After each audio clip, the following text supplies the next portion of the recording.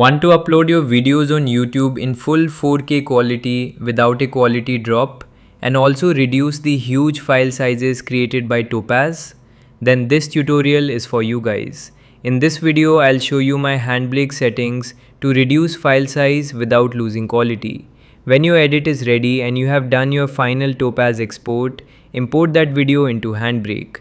I will provide the HandBrake download link in the description. I already made my Topaz and quality tutorial, so you can go and watch that too. Now copy my settings, make sure the format is set to MP4. Also turn on web optimized and turn off this last option.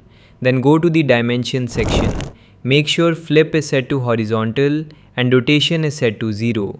Then change the resolution limit to none. This will automatically change your output video scale to 4K if your edit was in 4K. If it doesn't change automatically, you can change it manually by choosing custom here. Then turn off optimal size and make your changes.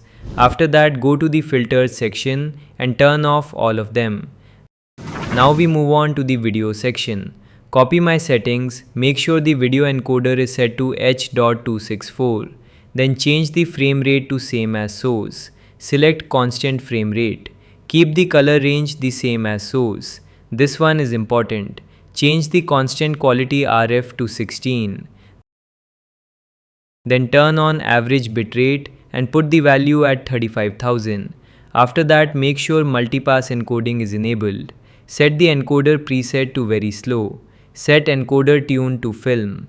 Set encoder profile to high and set encoder level to 5.2.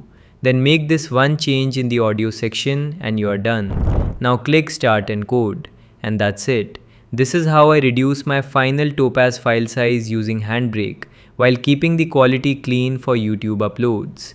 Topaz usually creates very large files, but with these settings, you can make your video size much smaller without destroying the quality. After encoding, you can upload the final file to YouTube in high quality. Thanks for watching and make sure to subscribe for more editing tutorials.